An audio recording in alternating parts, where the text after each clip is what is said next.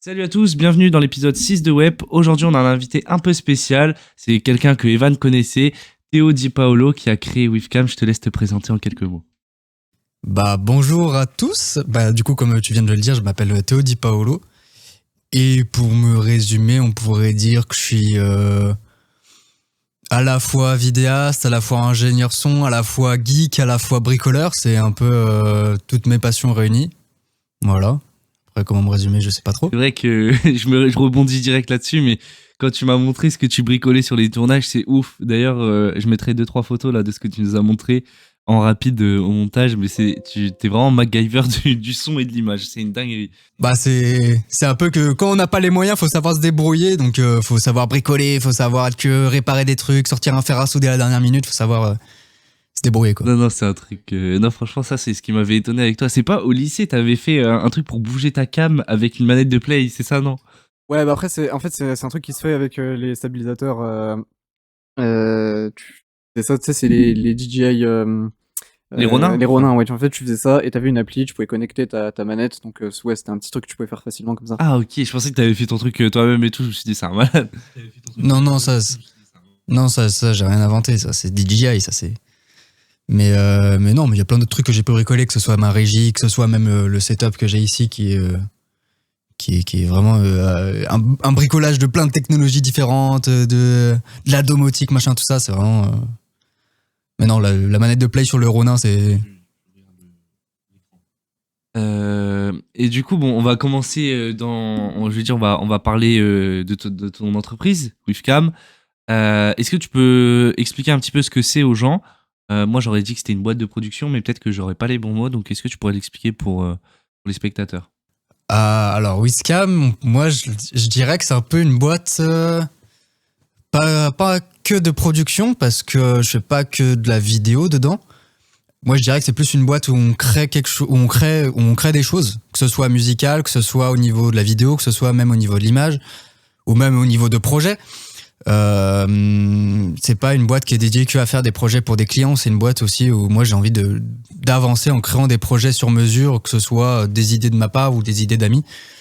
Ou c'est pas que de la création de la vidéo d'entreprise ou du clip. Vraiment, le but c'est qu'on fasse des choses. L'entreprise c'est plus un prétexte pour pouvoir faire des choses déclarées que quelque chose qui est résumé en disant je fais que des clips ou que de la pub. C'est vraiment un ensemble de choses. Voilà, comme je l'ai dit, que ce soit de la musique, que ce soit de la vidéo, que ce soit. Vidéaste, ingé son, tout ça. C'est ça, c'est une boîte qui résume un peu toutes mes passions en une. Du coup, moi, il y a une question que je me posais, c'est comment t'es venue l'idée de faire tout ça? À quel âge t'as vraiment commencé? Pas forcément à créer l'entreprise, mais plutôt quand est-ce que tout ça a commencé, ta passion pour l'audiovisuel, en fait, de manière générale? Ça, et puis après, un peu quelles ont été les premières étapes un peu clés vers le lancement concret du truc, on va dire. Ouais, c'est ça. Alors moi, ça a commencé très très très jeune. Alors au début, moi, c'était pas l'audiovisuel, c'était plus la musique. J'ai commencé très tôt, vers 3-4 ans, à faire de la batterie. Du coup, j'étais déjà initié là-dedans parce que mon père faisait du piano, donc on écoutait beaucoup de musique en famille. Donc j'étais déjà initié là-dedans. J'ai commencé à faire des sortes de premières parties de concerts, entre guillemets, dans mon petit village.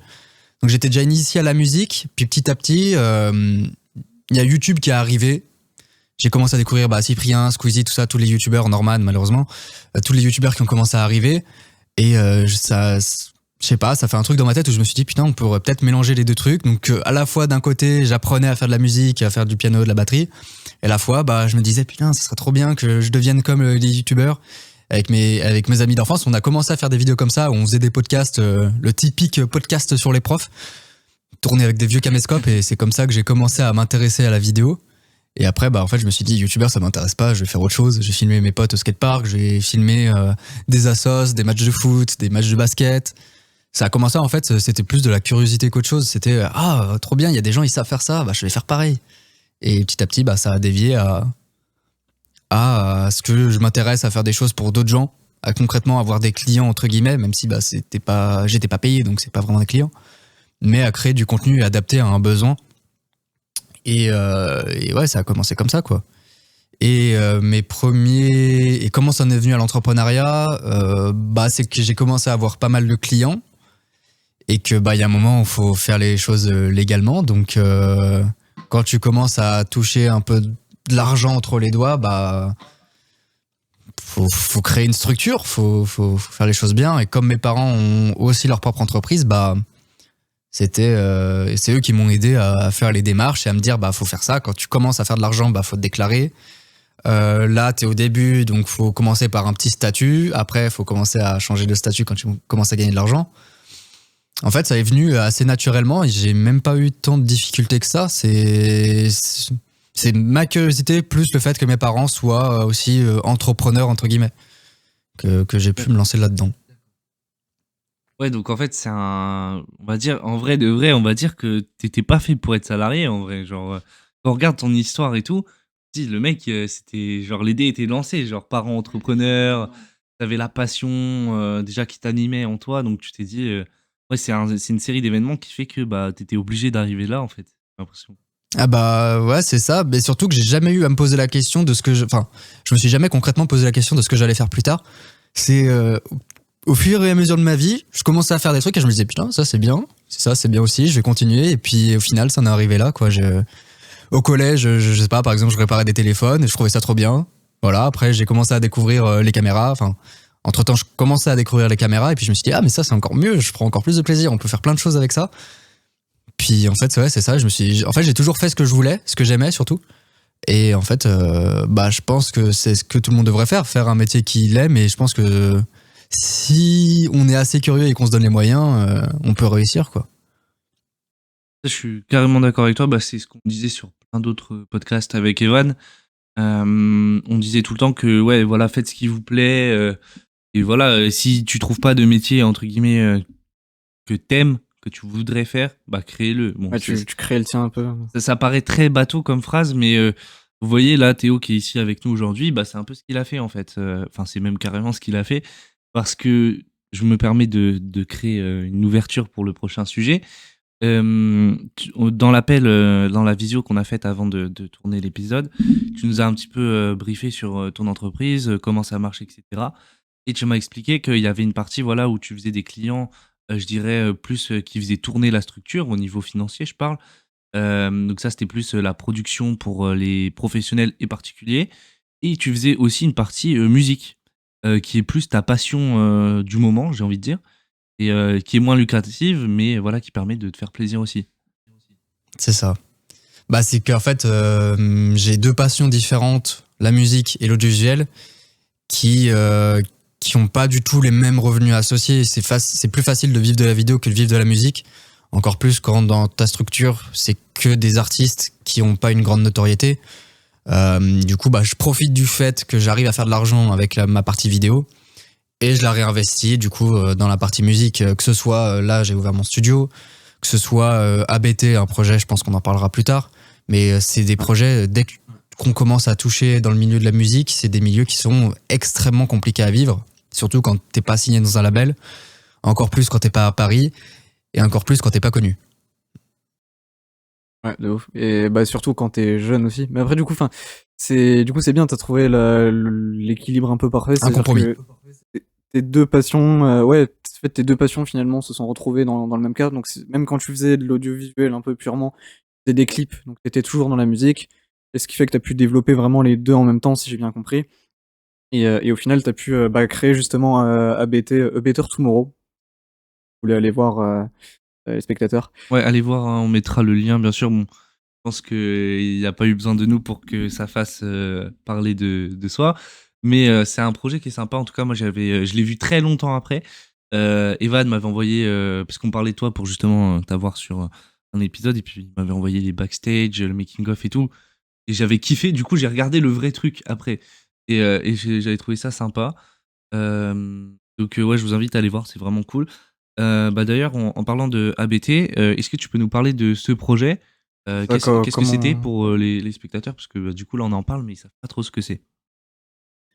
Bah alors, ABT, c'est une idée que j'ai depuis un bon moment déjà.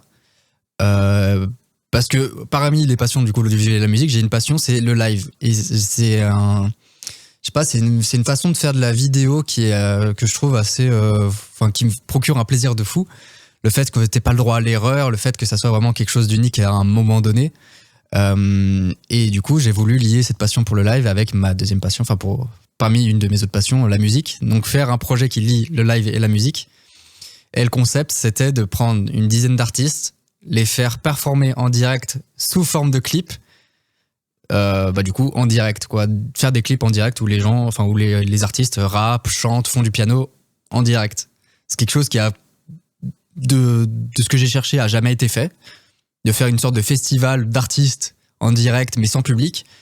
Et c'était le moyen pour moi d'essayer à la fois de mettre en avant des artistes, à la fois de me challenger sur un projet où fallait tout faire de A à Z, que ce soit la pré-production, choisir les artistes, l'achat de matériel spécifique, parce que pour faire du live, c'est pas le même matériel que pour faire de la vidéo.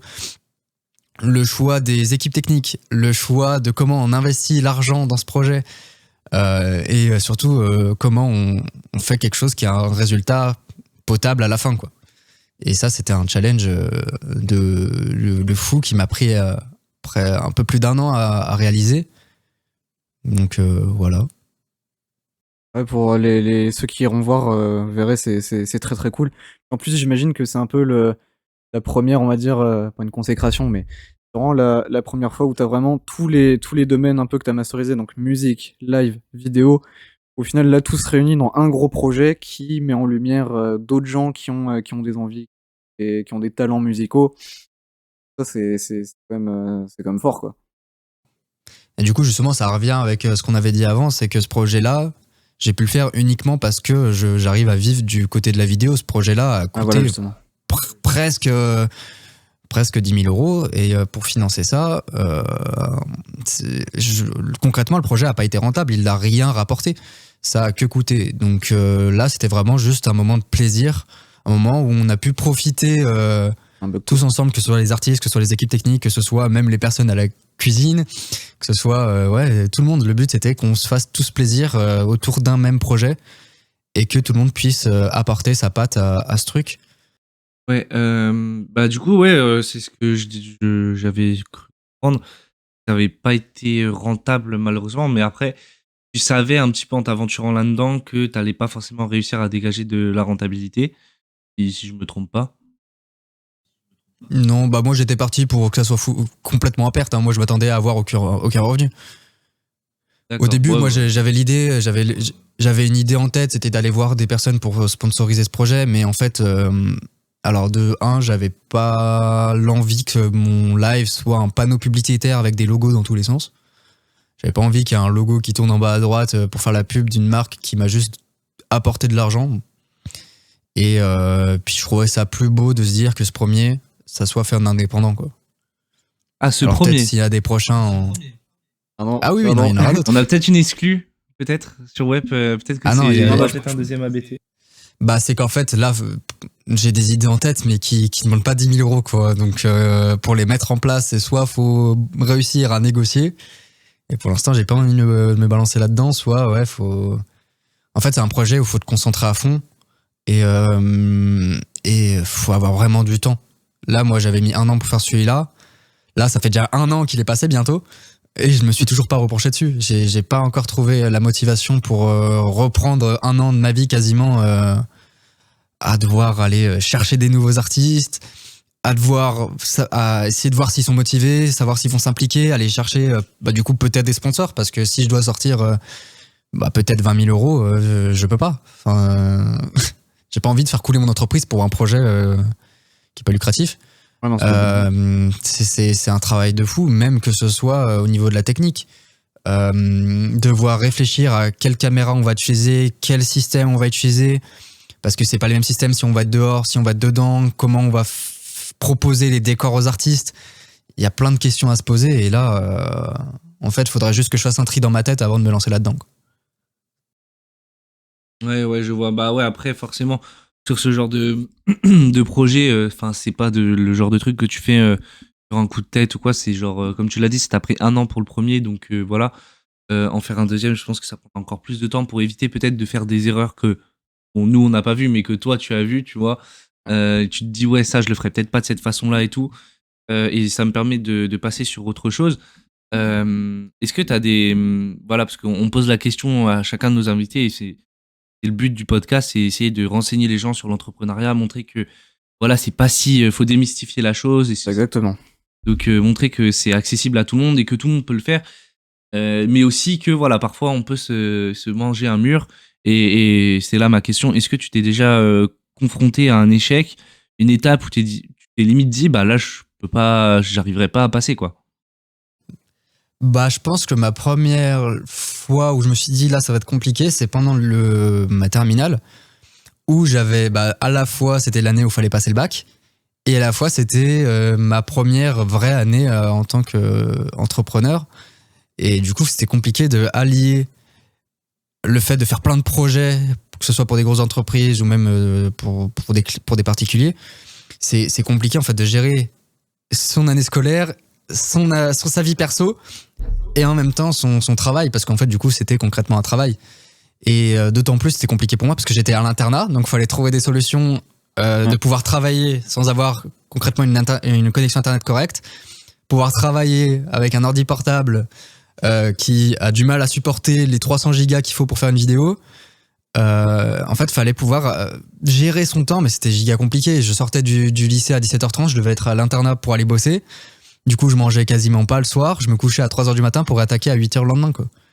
C'était assez dur. Et vers la fin de l'année, ça a commencé à être vraiment compliqué. Et heureusement, j'ai eu des projets un peu intéressants juste avant le bac qui m'ont permis un peu de calmer le truc. On est parti en Espagne pour faire des clips et ça a un peu apaisé ça c'était fou, ça. Cette histoire. C'était fou. Ouais, ça c'était bien drôle. 2-3 semaines avant le bac, on part en Espagne pour faire des clips.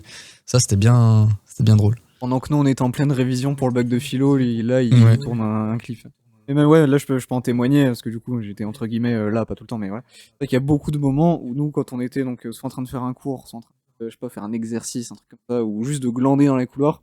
Et toi t'étais là vraiment tout le temps avec ton PC en train de taffer sur un clip, et du coup tu travaillais pas, tu mettais de côté vraiment pas mal de choses de l'école pour te concentrer sur le travail actuel. Et c'est là où des fois on disait faut faire des fois des sacrifices et tout quand tu veux mener à bien les projets. C'est-à-dire que là vraiment t'as dû mettre certaines choses de côté pour en mener à bien d'autres. Tu vois. Bon.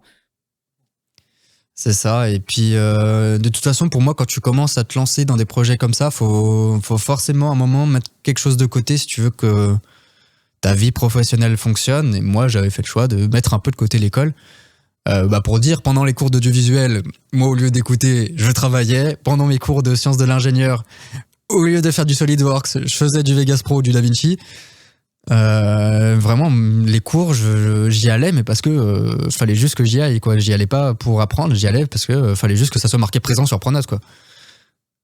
Ah, ça. Et d'ailleurs, il n'y a pas un moment d'ailleurs où tu t'es dit, parce que l'école c'est obligatoire jusqu'à 16 ans, est-ce qu'à un moment, pour les 2 dernières années, on va dire, t'es pas dit un moment, ok, je vais arrêter les cours parce que je vais faire pleinement mon activité dès maintenant, quoi. Alors j'y ai pensé, mais il y a vite mes parents qui m'ont rattrapé, qui m'ont dit, ouais, fais l'effort quand même de passer le bac, d'autant plus que à ce moment-là, j'étais pas sûr que ça allait tenir, parce que tu peux faire une bonne année la première année de mon entreprise, tu peux faire une bonne année, mais qui te dit que l'année d'après ça va marcher. Donc vaut mieux se concentrer. Ah ouais. Enfin, se concentrer entre guillemets, je l'ai pas fait, mais vaut mieux continuer ses études, avoir son bac pour avoir un plan B au cas où. Mais oui, ça m'était passé à l'idée, mais j'avais quand même envie de rendre fier entre guillemets mes parents en ayant le bac, même si pour moi ça vaut pas grand chose. Puis ça m'a rien coûté non plus, quoi. Fallait juste aller à l'école, quoi. En soi, tu vas en cours, tu t'écoutes un minimum et puis tu peux l'avoir. J'avais pas besoin de me concentrer à réviser tous les soirs. C'est typiquement, en fait, c'est beaucoup de choses qu'on essaie de faire passer aussi dans ce podcast-là. C'est vu qu'on a une audience un peu jeune, c'est que ta passion peut se créer en quelque chose de plus concret, mais même genre un travail. Et aussi, voilà, cette gestion de imprévu, échec, risque, qui est quand même aussi réfléchi. Et cette dimension de l'entrepreneuriat, c'est pas forcément une espèce de administratif hyper compliqué, quoi. Ça peut l'être, c'est pas insurmontable non plus, tu vois. C'est ce que j'essaie de faire passer aussi de mon côté. J'essaie de faire comprendre aux gens que, en fait, si t'as une idée, si t'as une passion, si t'as quelque chose en toi qui te donne envie de te lever le matin, essaie de te sortir les doigts du cul, comme on dit, et vas-y à fond. Au pire, on est jeune, si tu te loupes, c'est pas grave. Tu peux reprendre les études, tu peux trouver un travail, tu peux faire plein de choses.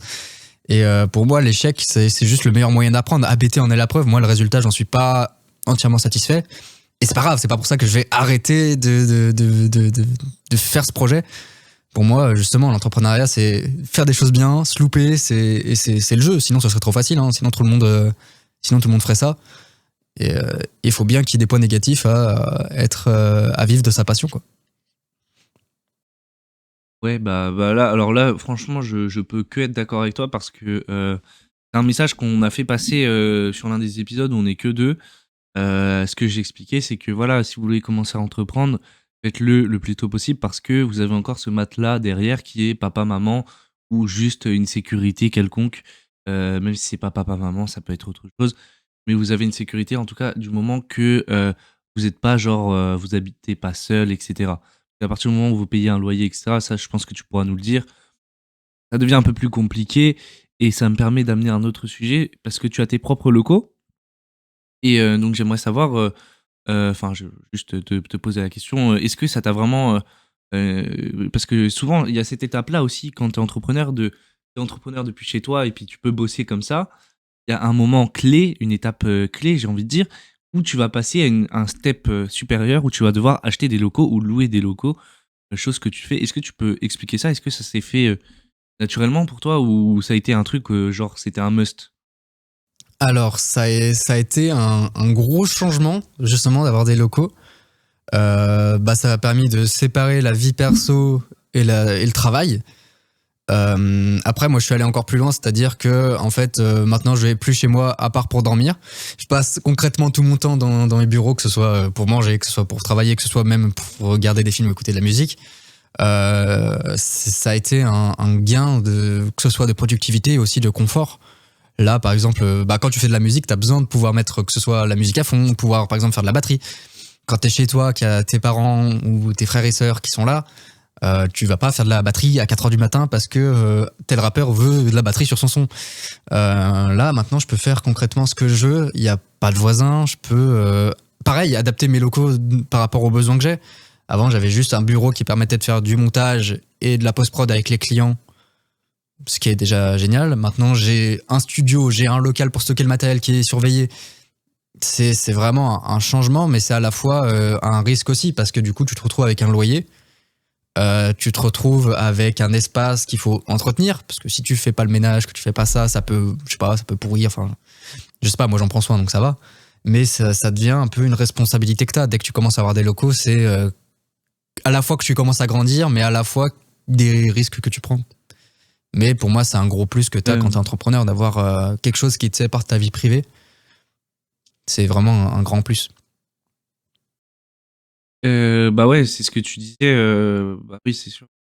Au niveau de la vie pro et la vie perso, surtout dans ce genre de métier en freelance, si je peux dire, parce que avant d'être une boîte, ça, ouais. voilà, t'es en freelance et ce genre de métier est vraiment. Alors, oui, c'est de la liberté, etc. Mais il y a aussi une grosse part d'incertitude et on l'a déjà dit avec Evan au niveau du freelance. Attention, genre c'est cool, mais quand même n'y allez pas, je dirais, les yeux bandés. Hein, faut quand même savoir où vous mettez les pieds.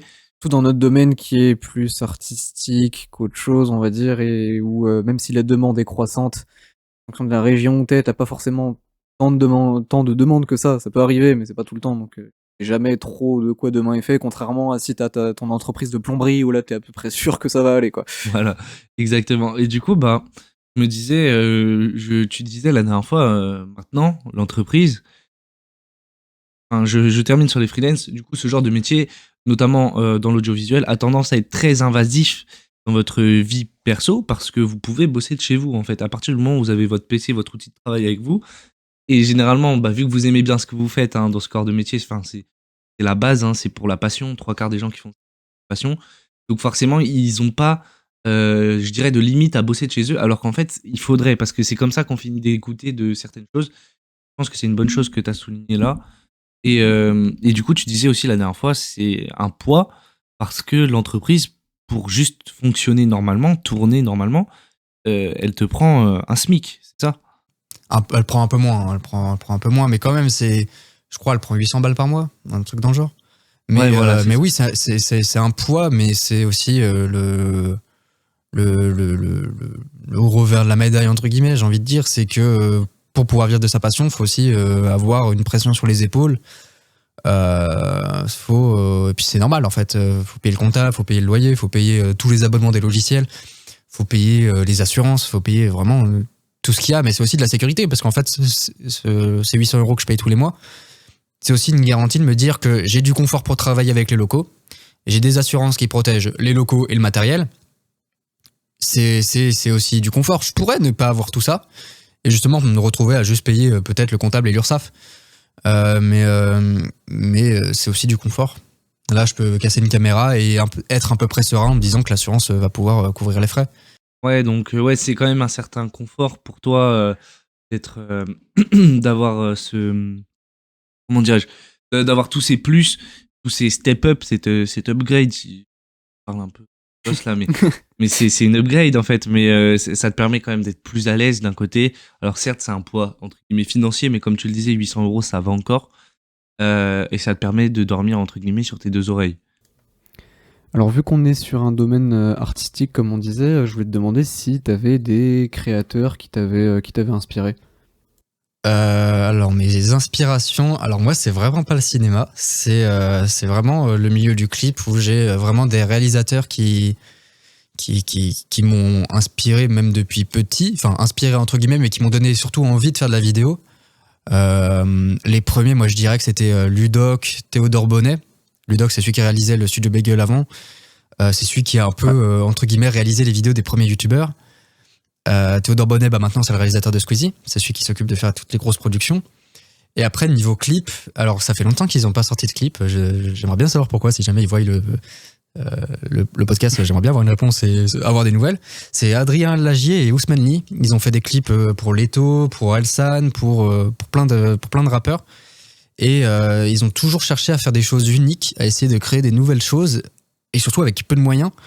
Et c'est des gens vraiment qui m'ont vraiment inspiré en bien, mais surtout du côté artistique et créatif. C'est un milieu où moi j'avais un peu du mal à apprendre parce qu'en fait c'est quelque chose qu'on n'a pas naturellement en fait, de créer des choses. On voit plein de je sais pas, des rappeurs, des clips qui nous entourent et on a souvent envie de refaire la même chose. Et de créer de zéro, c'est assez compliqué et c'est des réalisateurs qui ont réussi à faire des choses nouvelles.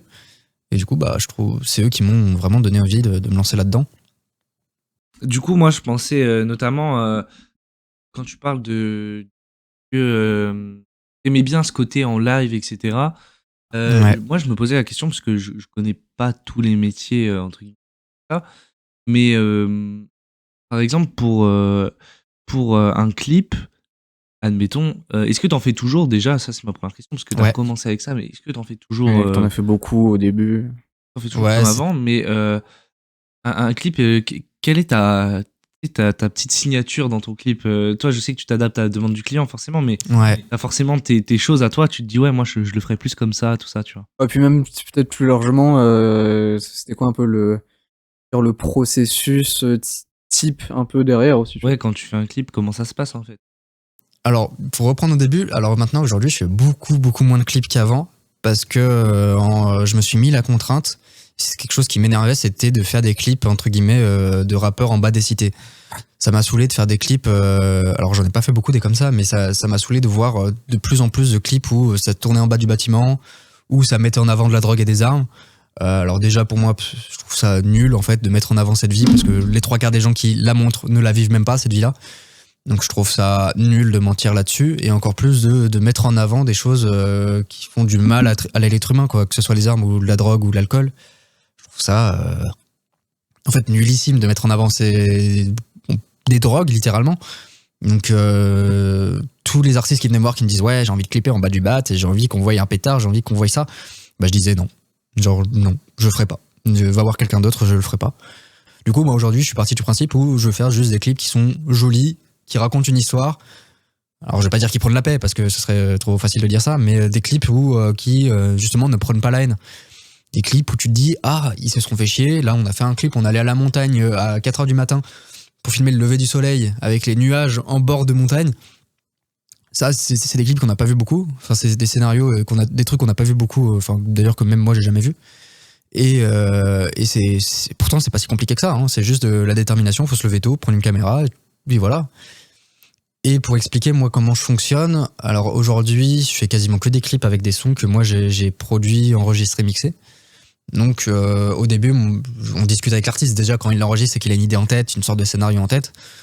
Et puis moi au fur et à mesure quand je l'écoute, que ce soit quand on l'enregistre, quand je fais le mix, quand je fais le master, en fait le son je l'ai en tête et j'ai forcément plein d'idées qui me viennent en tête.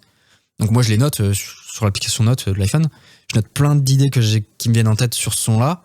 Et puis si l'artiste à un moment il a envie d'en faire un clip, bah on va plus loin, on se pose autour de la table, on discute, on envoie le son à des amis, on leur demande leur avis, qu'est-ce qu'ils verraient ça, qu'est-ce qu'ils verraient à tel moment. Moi je suis pas, j'aime bien justement discuter avec plein de gens qui sont même pas du milieu. J'ai plein de potes qui viennent moi à mon bureau, où je leur fais écouter des sons, je leur dis t'en penses quoi? Si c'est de la merde, dis-le moi. Si t'as des idées pour un clip, dis-le moi.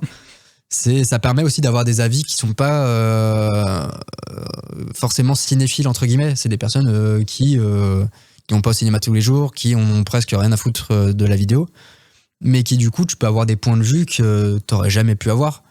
Bah justement là le clip en haut de la montagne, alors c'est l'artiste qui aime bien justement se promener dans la nature, mais je pense que s'il était pas comme ça, on n'aurait jamais eu cette idée. Et le fait d'avoir une personne qui kiffe aller se balader en forêt, qui kiffe aller à la montagne, bah ça rend des images trop belles quoi, et des images uniques. Non, je connais plus le nom de ce clip-là, mais je l'ai vu et je vois de quoi je vois Ouais, de quoi tu Triste parles, et Monde. la vibe, elle se sent, quoi. Bah c'est ça, et puis même nous, on avait une humeur en montant. On est parti du bureau à 4h du matin, on avait une vibe où on s'était dit, est-ce que ça va le faire? Est-ce qu'on va avoir une belle lumière? Est-ce qu'il va faire beau?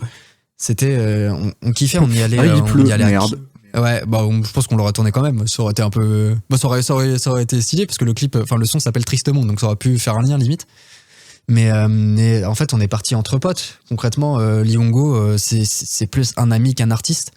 Et en fait, on est parti en se disant, bon, au pire, si ça se passe mal, on aura bien rigolé entre nous. Et au final, en fait, on a fait un truc que moi je trouve génial. Limite au niveau de l'image, c'est limite un de mes clips préférés, alors qu'il est giga simple. Concrètement, je crois, il y a une dizaine de plans, dont 2 playback, quoi. C'est un clip qui est giga simple, mais au niveau du rendu de l'image, j'en suis extrêmement fier, quoi. Ah, bah, je crois que c'est un truc qui je vois a l'air d'être assez récurrent chez vidéastes et monteurs. Quand tu débutes, tu fais beaucoup d'artifices, des effets de partout, etc.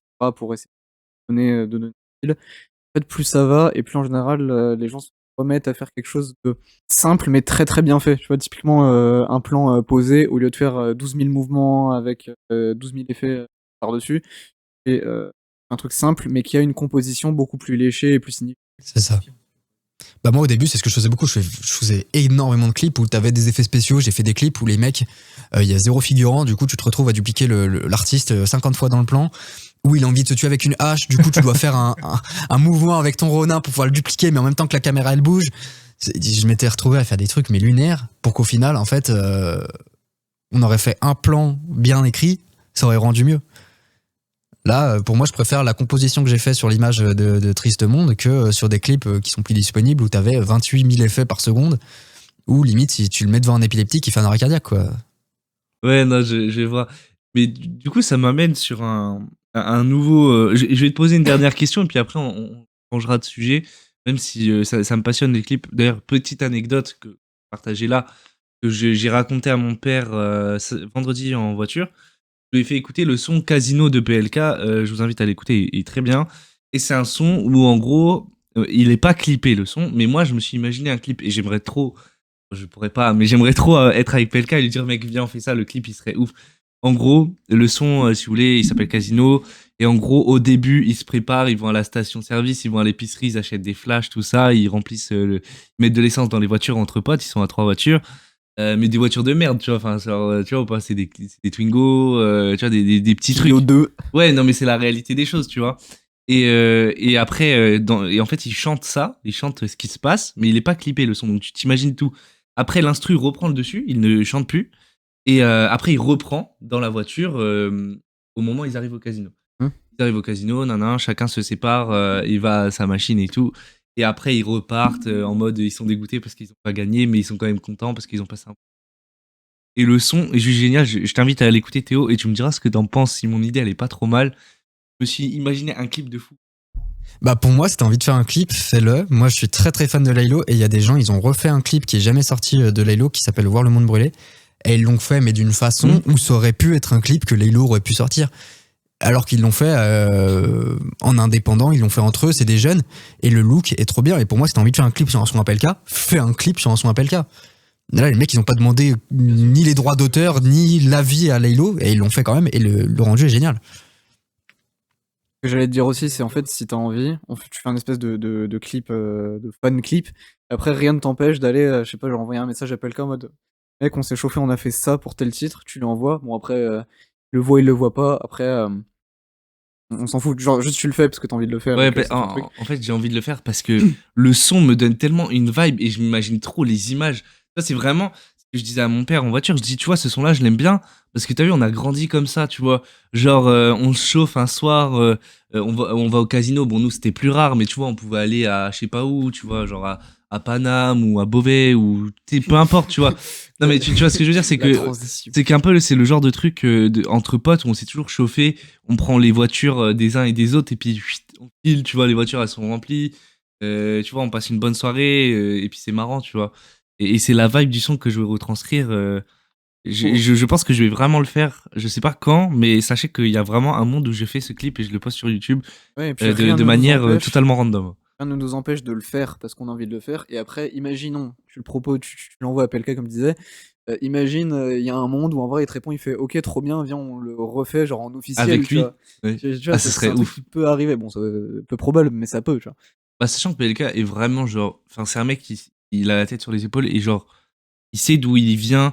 Et justement, dans ce son-là, en fait, il n'y a pas d'artifice, il n'y a pas de ouais, je gagne des milliers des cents. Non, juste, il est en mode vas-y, je sais même pas pourquoi je fais ce son-là, mais c'est le délire avec les potos. Ouais, Pelka, c'est un mec de la vraie vie, un peu, tu vois. Bah, il a les pieds sur terre. Bon, je referme la parenthèse. Je voulais te poser une question. Théo, est-ce que tu as déjà eu une anecdote assez drôle, assez atypique, ou même gênante, peu importe, une anecdote qui serait marrante à écouter là, sur un tournage avec un client, ou en studio, ou peu importe.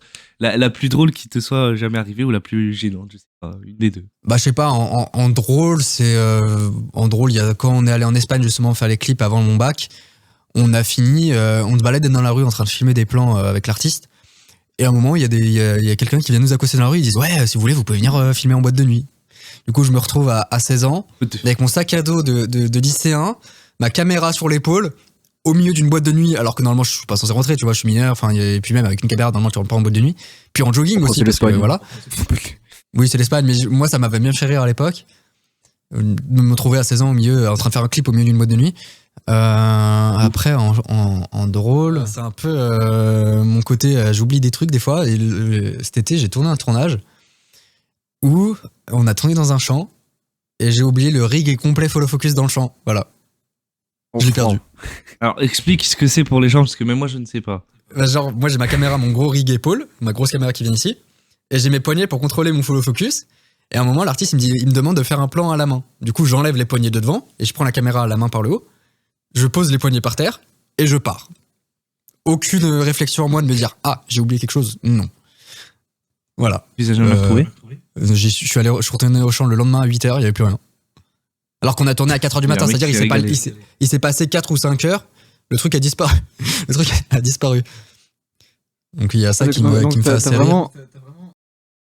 Du coup, t'as vraiment paumé un rig épaule et un follow, quoi. J'ai pas perdu le rig épaule, j'ai perdu la partie devant, donc les deux poignées devant, donc avec le follow focus, le tilta.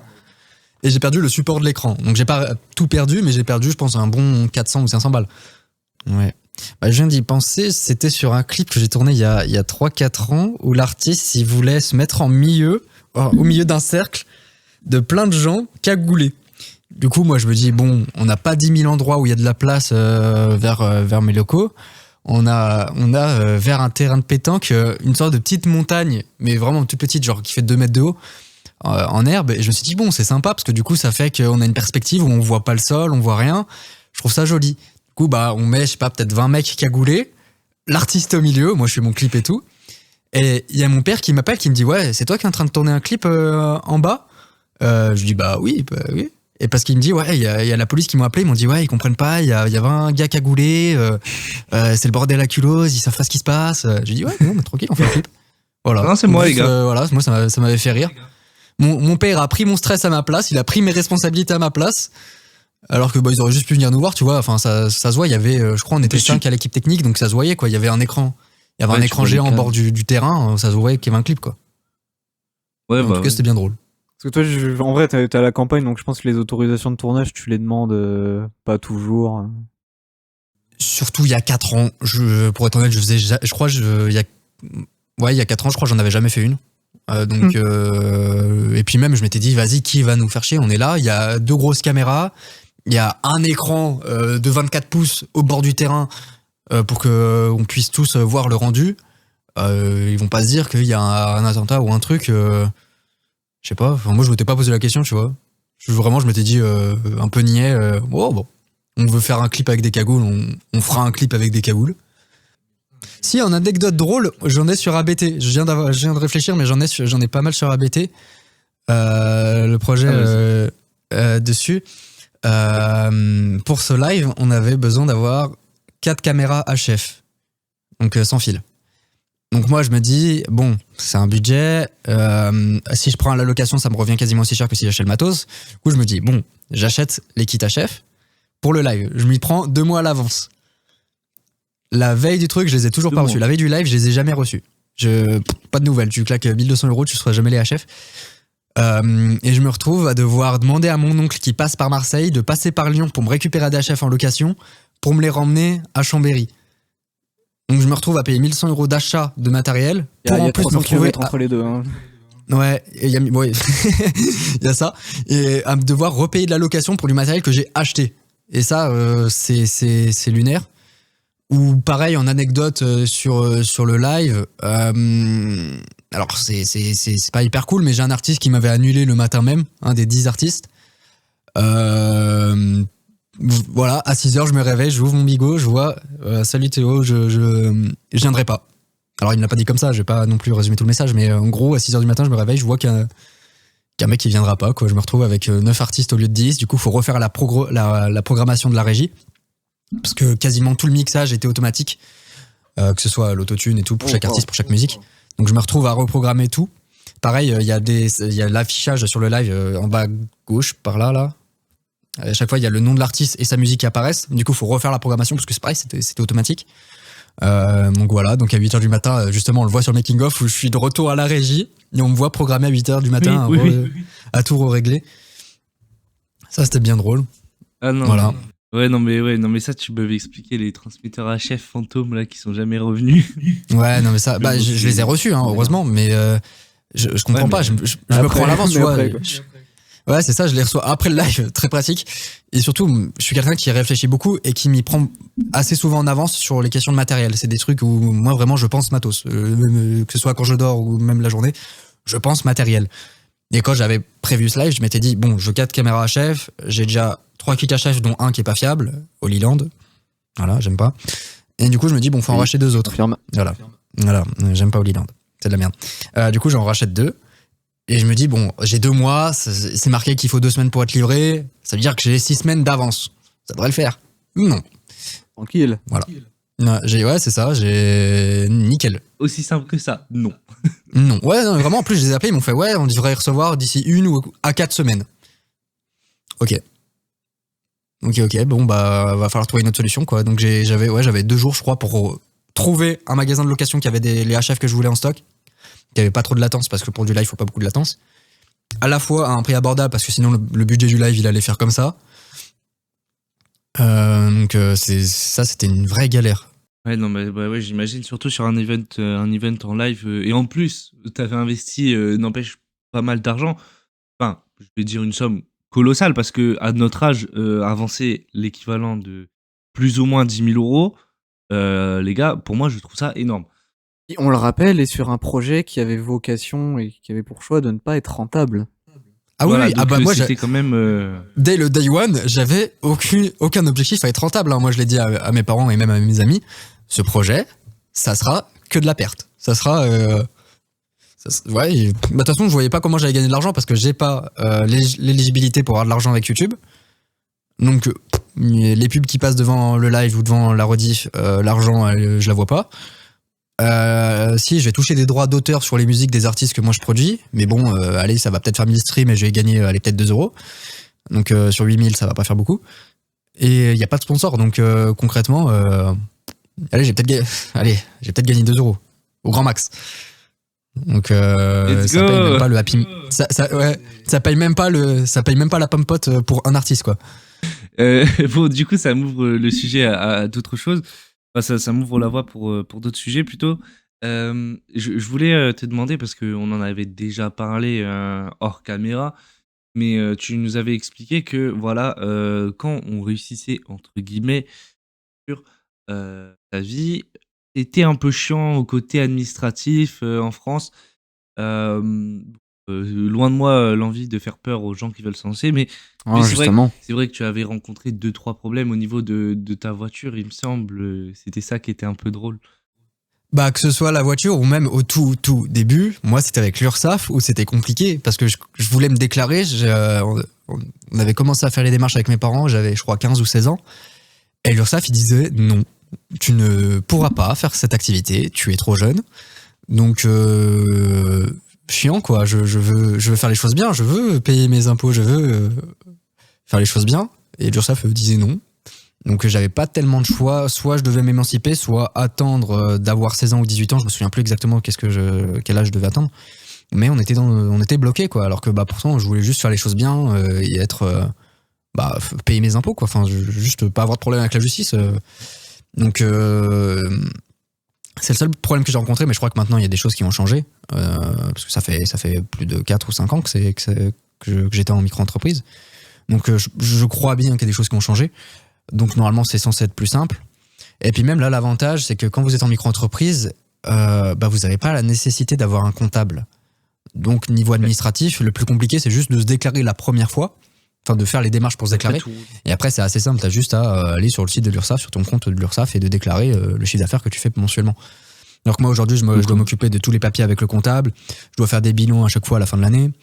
Je dois faire toutes les factures d'achat, justifier tous les achats que je fais, que ce soit avec l'entreprise ou les achats perso, si jamais j'en ai fait avec la carte de la boîte. Enfin c'est des démarches qui a un peu plus. Et encore, alors au début ça me faisait peur, mais en fait c'est assez simple parce que concrètement ça prend au grand max 3 heures par mois à faire ça. Moi à chaque fois j'y fais genre le 6 du mois à faire ces papiers là, et au grand max ça me prend 2-3 heures et ça me laisse tout le reste du mois tranquille. Et puis l'avantage d'avoir un comptable, c'est qu'en fait, j'ai pas le stress de est-ce que les papiers vont être mal faits. Je paye quelqu'un pour qu'il le fasse. C'est sûr que ça va être bien fait, quoi. Enfin, j'ai pas de risque de. Ouais, c'est ça. J'ai pas le risque de me cocher une mauvaise case. J'ai pas le risque de me tromper sur quelque chose, sur un montant. Voilà, quoi. Et en plus, voilà, c'est une sécurité en plus, hein. Alors certes, ça a un coût, mais on rebondit sur ce qu'on disait tout à l'heure, c'est une sécurité en plus. Et toi, ça te permet encore plus d'être tranquille à ce niveau-là. C'est ça. Parce que moi, je stressais vraiment, parce que moi, j'ai pas envie d'avoir des problèmes avec la justice. Donc, moi, je stressais beaucoup. Quand j'étais en micro-entreprise, je m'étais dit, si je me trompe là-dessus, si je me trompe sur quoi que ce soit, je peux vite me retrouver à devoir de l'argent que moi, je pensais avoir bien déclaré. Donc là, le comptable, c'est vraiment. Ah oui, si tu leur dois de l'argent, ils vont venir le chercher. Hein. Ça, y a pas de souci. Ils vont pas chercher à comprendre. Vous n'avez même pas à ne pas déclarer votre truc parce que c'est mort. Ah non, là c'est. Bah là, il y avait une fille, là j'ai vu sur Twitter, qui avait rien déclaré du tout. Elle se retrouve à redevoir 200 000 euros. Bah oui, c'est welcome. Enfin, au bout d'un moment, les impôts, ça existe, il faut les payer. Tu sais, t'avais le TikTok là, tu sais, du petit qui vend il a tourné beaucoup, hein. Tu sais, qui vend des crêpes ou des tacos, je crois, dans son lycée. Et t'as l'URSSAF dans les coms TikTok, ils font, ah, et alors? Ouais, mais ça, c'est pour non, ils avaient marqué, je crois qu'ils avaient écrit garde-en moi une. Ouais, garde-en moi une, c'est ça. C'est hyper drôle. Ouais, mais tu vois, là, c'est pour déconner parce que quand tu fais une vente comme ça, dans ton lycée ou quoi, c'est une petite vente, ils s'en tapent, tu vois. Après, moi, il y a un truc dont on a beaucoup parlé ensemble, Théo, dans la visio qu'on a faite, tu sais, pour préparer l'épisode. Et tu m'as dit que toi, c'était un des trucs les plus importants pour toi. C'était plus ce côté humain, relationnel. Vraiment, le côté humain, toi, t'as insisté beaucoup là-dessus. Même quand je t'ai dit, moi, j'ai pas les moyens de payer forcément mes invités. Et tu m'avais expliqué, non, mais le principe, c'est un échange humain, c'est une interaction humaine, le podcast de parler. m'as dit jamais je ferais payer quelqu'un pour ça. Et si quelqu'un te fait payer pour ça, tu le refuses. Et là-dessus, je suis tout à fait d'accord avec toi. Et j'aimerais que tu développes un peu ton point de vue là-dessus. Bah pour moi, les métiers qu'on fait ont souvent pour but de mettre en avant des gens. Et je trouve ça dommage qu'il y ait toujours une friction financière qui peuvent bloquer la créativité des gens, la créativité des gens. C'est pour ça que moi là par exemple le studio là que j'ai ouvert, je le propose à des prix qui sont assez ridicules. Je suis même à peine rentable là-dessus, mais au moins ça permet à des gens de créer de la musique, de créer des choses, même pas que de la musique, même côté audiovisuel. Pour des associations, je fais des prix pour qu'on puisse faire des choses. On est dans un monde où tout coûte cher. Si je peux permettre à des gens de créer du contenu, encore plus quand ils ont une idée qui est géniale, bah c'est incroyable. ABT était d'ailleurs l'un de ses buts, justement de pouvoir créer sans devoir compter sur l'argent. C'est aussi pour ça par exemple que je retourne dans l'ancien lycée où j'étais avec Evan, pour accompagner sur la technicité du monde audiovisuel, et ça sans demander un revenu, mais parce que au moins ça permet à des jeunes de découvrir un métier, de découvrir différents points de vue de ce métier, parce qu'en plus j'ai à peu près leur âge, j'ai 3 ans de plus que les terminales que j'ai, donc en soi on est de la même génération quoi, on a les mêmes points de vue sur plein de choses, et je trouve ça plus important le côté humain d'une discussion que le côté financier d'un projet. On est dans un monde où vraiment on attend toujours quelque chose financièrement en retour, et je trouve ça dommage quoi. Il y a plus de bénévolat quasiment, j'ai l'impression, il y a plus d'accompagnement, d'entraide. Et c'est concrètement, c'est dommage quoi. 100% d'accord avec ce qui vient d'être dit d'ailleurs. Alors, ça va un petit peu à contrario avec l'essence du podcast qui est de essayer d'être indépendant financièrement, etc. Mais je suis 100% d'accord quand même, ça ne changera rien. Simplement parce que faire de l'argent ne veut pas dire être centré sur l'argent. Comme Théo, je pense que Théo vit correctement, il arrive à dégager un revenu qui est quand même correct par rapport à son activité, et je pense que c'est très bien parce qu'il fait ce qu'il adore. Et à côté, il fait quand même des choses, je dirais, de manière gracieuse, qui permettent. Moi, ce que j'ai beaucoup aimé dans ton discours, c'est quand tu dis, voilà, forcément, surtout la création de contenu, ça coûte supra cher en ce moment. On parlait des monteurs freelance hors caméra là pour monter l'épisode et tout, et je vous expliquais que ça coûtait très cher, et vous le savez mieux que moi d'ailleurs. Et je trouve ça génial de pouvoir donner la chance aux gens qui n'ont pas forcément les moyens de créer des choses, entre guillemets, artistiquement parlant, tout ça. Et moi, je trouve ça vraiment honorable. Et d'ailleurs, mention spéciale, parce qu'il ne parle pas depuis tout à l'heure, mais Evan le fait aussi. Il faut savoir que je ne dirai pas le nom de l'entreprise où je travaille, etc., mais c'est une association. Et Evan est venu plusieurs fois réaliser des courts-métrages dans le cadre de stages, etc., mais c'était franchement une bouchée de pain comparé à ce que ça vaut vraiment. Et bon, c'est win-win, parce que lui, ça lui permettait de faire ses stages et tout.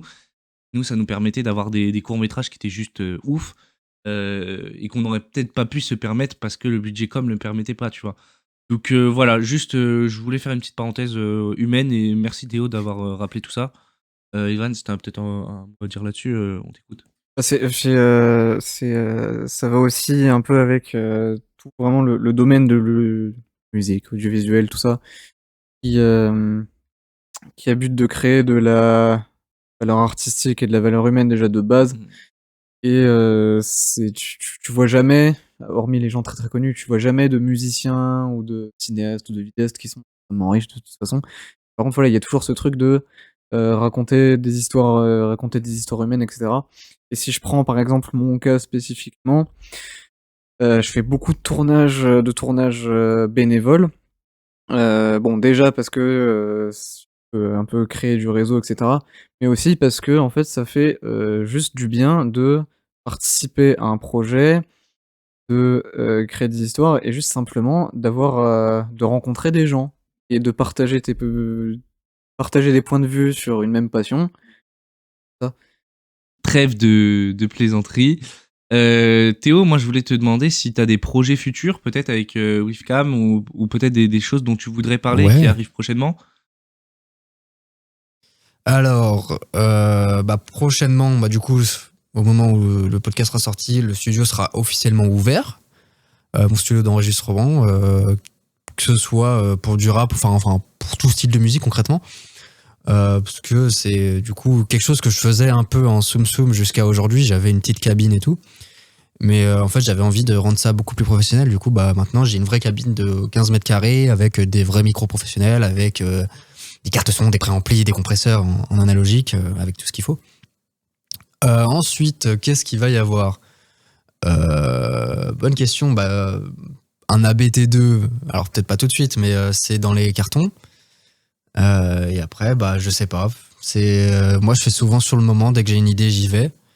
Donc là, c'était le studio qui était sur les papiers. Et maintenant, je sais pas, on va avancer. Peut-être un mini ABT, peut-être, je sais pas. En tout cas, des projets créatifs qui vont arriver.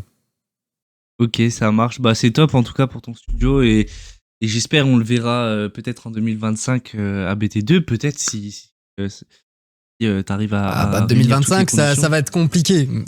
En 2026, ça va être compliqué, mais moi j'aimerais bien faire un projet. De quoi ? Un petit. Moi je réfléchissais à faire un petit, plus simple, avec moins d'artistes, avec peut-être même moins de budget, enfin surtout même avec moins de budget. Peut-être que c'est surtout. Ouais, c'est ça. Et puis même quand tu fais des choses plus simples, t'as moins de chances de faire de la merde. Ouais, donc ça sera sûrement, il y aura sûrement un meilleur son, une meilleure image. Et après, non, je sais pas. Moi, j'aimerais bien me lancer. Après, c'est des idées que j'ai en tête, mais j'aimerais bien me lancer dans la diffusion de concerts en direct. Parce que moi, je pars du principe que quand je vois une salle qui est pleine, tu peux toujours toucher une audience. Moi, quand je vais à des concerts et que je suis déçu parce qu'il y a plus de place, j'aimerais bien quand même pouvoir voir le concert, quoi. Alors oui, je le vis pas pareil que quand je suis dans la fosse, mais je trouverais ça sympa. Surtout qu'aujourd'hui, j'ai déjà fait plein de captations dans des conditions de direct. Et à chaque fois, on m'a dit, putain, on aurait dû le faire en direct au lieu de faire une captation. Donc, j'aimerais bien me lancer là-dedans, mais trouver à la fois les artistes, à la fois les boîtes de prod, à la fois les salles qui ont envie de faire ça et qui ont le budget, c'est compliqué. Mais voilà, c'est une captation de concert propre, organisée. Et bon, déjà, il y a beaucoup de matos, tu peux difficilement faire ça tout seul. Alors toi, tu fais beaucoup de choses tout seul, mais là, c'est quand même compliqué. Surtout si c'est genre, entre guillemets, des gros concerts. Et logistiquement, matériellement, ça devient difficilement gérable. C'est ça. Surtout que moi, j'ai jamais mis le pied dans le monde technique, dans le monde technique du spectacle. Alors moi, je participe à des festivals de reggae, de musique classique, que ce soit pour faire de la capta ou de la diffusion sur écran géant. Mais sauf que c'est pas le même poids que des concerts qui sont, je sais pas, à la Altony Garnier ou à la Cigale ou à l'Olympia, tu vois. C'est pas du tout le même rang, le même budget. Écoute, sur ces belles paroles, où est-ce qu'on peut te retrouver ? Et après, je vais te demander le mot de la fin, mais d'abord, dis-nous où est-ce qu'on peut te retrouver sur les réseaux. On peut retrouver mon travail sur la chaîne YouTube, donc Wizkam. On peut retrouver le travail sur LinkedIn, sur Instagram, sur le site internet wizkam.fr aussi. Ouais.